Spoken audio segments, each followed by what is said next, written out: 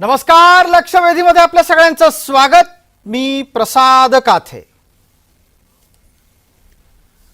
कोल्हापूरमध्ये निवडणुकीचा रंग भरत असताना जे घडतं आहे ते कोल्हापूरकरांना पसंत पडत नाहीये.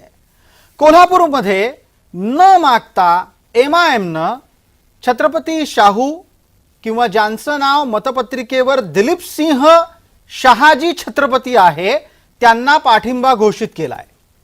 तसं पाहायला गेलं तर ही बाब काँग्रेससाठी, उद्धव ठाकरेंसाठी, शरद पवारांसाठी प्रचंड आनंदाची असू शकते.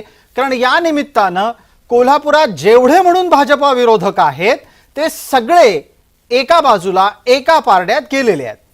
पण दुसऱ्या बाजूला दुसऱ्या पारड्यात कोल्हापूरकर आहेत. कोल्हापूरकरांची नाराजी आहे आणि ती दर क्षणाला वाढतेय.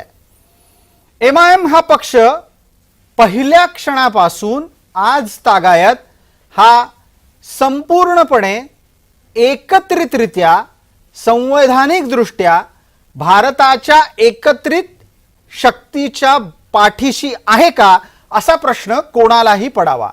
त्याचा जन्म ज्या हेतून झाला तेव्हापासून आत्तापर्यंतची त्याच्या वाटचालीबरोबरच नेत्यांची वाक्य ही अनेकांना रुचणारी नाहीत, पटणारी नाहीत.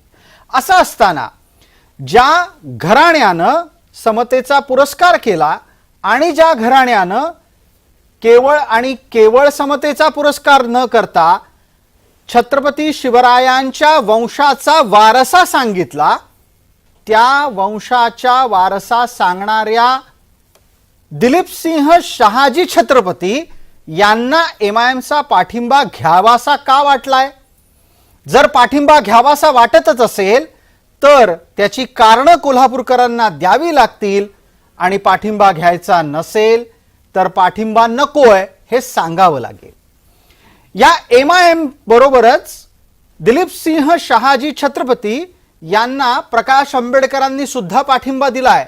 आणि संयोग पहा, एमआयएम आणि प्रकाश आंबेडकर दोघांसाठीही औरंग्या लाडका आहे. यावर आत्ता तरी अद्याप तरी ना शाहू छत्रपती बोललेत, ना उद्धव ठाकरे बोललेत, ना इतर कोणी.